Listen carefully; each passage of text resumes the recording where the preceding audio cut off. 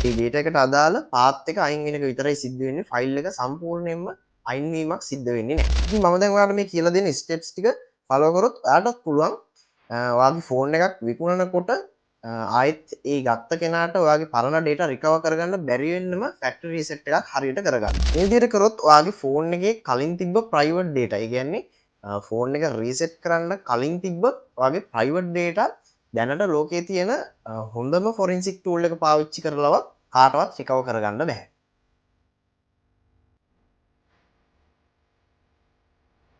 ඔයාත් ඔයාගේ පරණ ෆෝන් එක විකුණනකොට ෆැක්ටරි රීසෙට් එකක් කරන එක විතරද කරන්නේ. එහෙනම් අනිවාර්යයෙන්ම මේ වීඩියෝ එක බලන්න.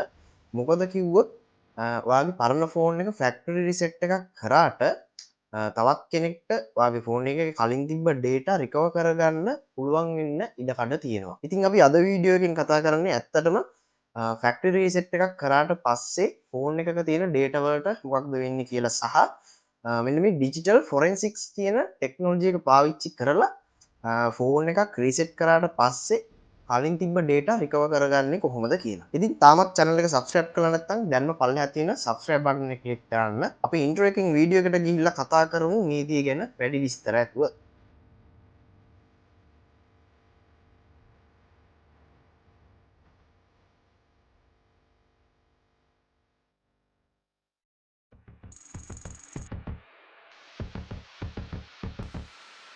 අපි ෆෝන් එකක තියෙන ෆයිල් එකක් ඩිලිට් කරාට ඒ ෆයිල් එක ඇත්තටම ඩිලිට් වෙන්නේ නැහැ. ඉතින් උදාහරණයක් විදිහට ඔයා හිතන්න මොකක් හරි පොතක් තියෙනවා. ඒ පොතේ තියෙන පටුන කියන පිටුව ඔයා ඉරලා අයින් කරනවා. එතකොට ඒ පොතේ මොකක් හරි තියෙන දෙයකට අදාළ පිටු අංකය විතරයි ඔයාට බලා ගන්න බැරි වෙන්නේ. පිටු අංකය විතරයි බලා ගන්න බැරි වෙන්නේ. ඒ වුණාට සම්පූර්ණ විස්තර සම්පූර්ණ ටික ඒ පොතේ අඩංගු වෙලා තියෙනවා. අර පටුන කියන පිටුව විතරයි නැත්තේ. ඉතින් සරලවම කිව්වොත් ෆෝන් එකක තියෙන data මොකක් හරි දෙයක් ඩිලීට් කරොත් සිද්ධ වෙන්නේ මේ දේ තමයි. ඒ data මොකක් හරි data එකට අදාළ path එක අයින් වෙන එක විතරයි සිද්ධ වෙන්නේ. ෆයිල් එක සම්පූර්ණයෙන්ම අයින් වීමක් සිද්ධ වෙන්නේ නැහැ. ඉතින් Android OS එකේ iOS එකේ අපි මොකක් හරි ෆයිල් එකක් ඩිලීට් කරාට පස්සේ ඒ OS එකෙන් කරන්නේ වෙන මොකක් හරි data එකක් වෙන මොකක් හරි ෆයිල් එකක් ඒ කලින් ෆයිල් එක තිබ්බ තැනට රීප්ලේස් කරන්න පුළුවන්. ඒ කියන්නේ කලින් ෆයිල් එකේ තිබ්බ තැන තියෙන ඉඩ දැන් වෙනත් ෆයිල් එකකට available කියලා සටහන් කරගන්න එක විතරයි. ඉතින් අන්න ඒ නිසා සාමාන්‍ය software එකකින් ඒ කියන්නේ file explorer ඊට පස්සේ ඒ වගේ මොකක් හරි software එකකින් ඒ ෆයිල් එක පෙන්වුවේ නැති වුණත් ඒ ෆයිල් එක ආරක්ෂිතව ඔයාගේ memory එකේ store වෙලා තියෙනවා.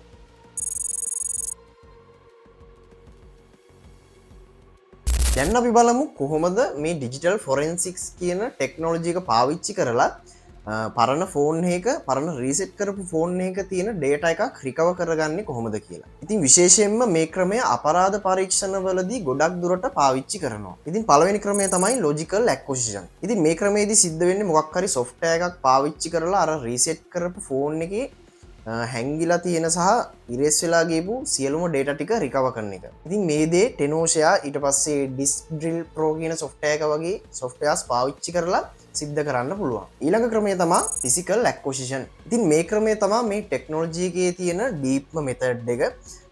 සරලවම කිව්වොත් මේක ක්‍රම දෙකකට සිද්ධ වෙනවා. පළවෙනි ක්‍රමය තමයි ඔයාගේ ෆෝන් එකේ data store වෙන chip එකේ සම්පූර්ණ image copy එකක් ගන්නවා. ඒ කියන්නේ bit by bit image copy එකක් අරගෙන ඒක හරහා data recover කරනවා. ඔයාගේ ෆෝන් එක reset කරලා තිබ්බත් මේ image එක මේ bit by bit image එකක් ගත්තට පස්සේ ගොඩක් දුරට ඒ ෆෝන් එකේ කලින් තිබ්බ data recover කරගන්න පුළුවන්. ඉතින් දෙවෙනි ක්‍රමය තමයි ඔයාගේ ෆෝන් එකේ තියෙන memory chip එක. ඒ කියන්නේ ඔයාගේ ෆෝන් එකේ files එහෙම save වෙන chip එක වෙනම board එකකින් motherboard එකකින් ගලවලා අරගෙන මොකක් හරි forensic tool එකකට connect කරනවා. ඔයාලා සමහරක් විට අහලා තියෙන්න පුළුවන් EMMC data recovery කරන method එක ගැන. ඉතින් සරලවම කිව්වොත් ඒ දේ තමයි මේකෙදි සිද්ධ වෙන්නේ.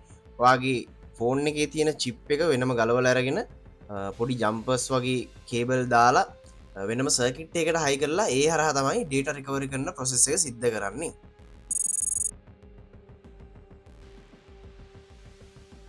හැබැයි මේ කාරණාව ගැන කතා කරනකොට ඔයාට පොඩි වාසියක් තියෙනවා. මොකද කිව්වොත් ඔයා පාවිච්චි කරන්නේ අලුත් Android ෆෝන් එකක් හරි අලුත් iPhone එකක් හරි නම් ඒවැ ඩේට ස්ටෝයනකොට එන්ක්‍රපෂන් එකක් වෙලා තමයි ඩේට ස්ටෝවෙන් ඒගැන අනිවාර්යෙන්ම ඒ ඩේට රීඩ් කරන්න නම් ස්පේෂල් කිය එකක් අවශ්‍ය වෙනවා ඉතින් අරවිදියට ඔයා ෆෝන් එක විකුණනකොට ෆැක්ටරි රිසෙට් එක කරනකොට ඒ ෆෝන් එක තියෙන ස්පේෂල් කිය එකත් අර එන්ක්‍රපෂන් එක අයින් කරන්න අවශ්‍ය වෙන කිය එකත් ඒකත් එක්කම ඉරෙස් වෙලා යනවා ඉතින් ඊට පස්සේ මොකක්හරි ෆොරෙන්සික් ටූල් එකක් පාවිච්චි කරලා ඒ ඩේට රිකව කර ගත්තත් ඒවා කියවන්න බැරි විදියට ක්‍රෑෂ් වෙලා තමයි තියෙන්නේ. හැබැයි මෙතනදී එක දෙයක් විශේෂයෙන් කියන්න ඕනි පරණ ෆෝන් වලදී නම් මේ එන්ක්‍රිප්ෂන් මෙතඩ් එක වැඩ කරන්නේ නැහැ. සාමාන්‍යයෙන් Android version 5 වලට වඩා අඩුවෙන් තියෙන ෆෝන් වලදී මේ එන්ක්‍රිප්ෂන් මෙතඩ් එක වැඩ කරන්නේ නැහැ.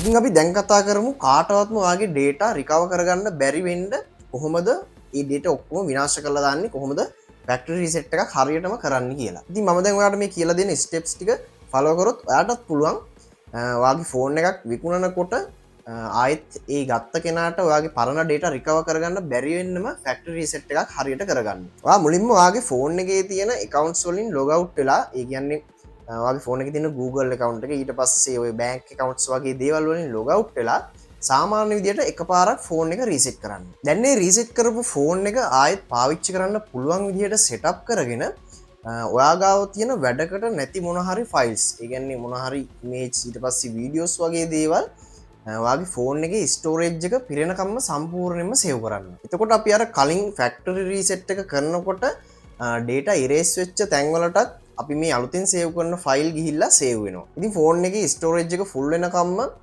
ෆයිල් සේව් කරාට පස්සේ ෆෝන් එක දෙවෙනි වතාවටත් ආයෙ රීසෙට් කරන්න. ඉතින් මේ විදිහට ඔයාගාව තියෙන වැඩක් නැති ෆයිල්ස් ස්ටෝරේජ් එක ෆුල් වෙනකම්ම සේව් කරලා ෆෝන් එක කිහිප වතාවක් රීසෙට් කරනවා නම් ඇත්තටම හොඳයි. මේ විදිහට කරොත් ඔයාගේ ෆෝන් එකේ කලින් තිබ්බ ප්‍රයිවට් data, ඒ කියන්නේ ෆෝන් එක රීසෙට් කරන්න කලින් තිබ්බ ඔයාගේ ප්‍රයිවට් data දැනට ලෝකයේ තියෙන හොඳම ෆොරෙන්සික් ටූල් එක පාවිච්චි කරලවත් කාටවත් රිකව කරගන්න බැහැ. රිකව කළත් එයාලට හම්බ වෙන්නේ අපි අර කිහිප වතාවක්ම සේව් කර අයින් කරපු වැඩකට නැති ෆයිල්ස් ටික විතරයි. ඉතින් ඔයාත් ඔයාගේ ප්‍රයිවසි එක ගැන ගොඩක් දුරට හිතනවා නම් අනිවාර්යයෙන්ම ෆෝන් එකක් විකුණන්න කලින් මේ දේ මතක ඇතුව කරන්න. ඉතින් මම අවසාන වශයෙන් මේ දේ අනිවාර්යයෙන්ම ඔයාලට කියන්න ඕනි.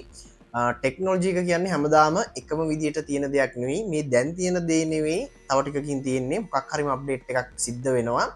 ඉතින් ඒ විදිහට අපි මෙහෙම මේ රීසෙට් කරලා අපේ වැදගත් ෆයිල් කියන්නේ අපේ ප්‍රයිවට් data අයින් කරත් ඉස්සරහට මොකක් හරිම ටෙක්නොලොජි එකක් එන්න පුළුවන්.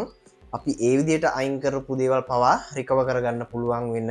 ඉතින් දැනට මම මේ කියලා දුන්න ටික ෆලෝ කරොත් ඔයාටත් ඔයාගේ ෆෝන් එකේ තියෙන data ටික තවත් කෙනෙක්ට රිකව කරගන්න බැරි වෙන්න අයින් කරලා දාන්න පුළුවන්. මේ වගේ තාක්ෂණික කරුණු තවත් දැනගන්න දැන්ම අපේ YouTube channel එක subscribe කරන්න.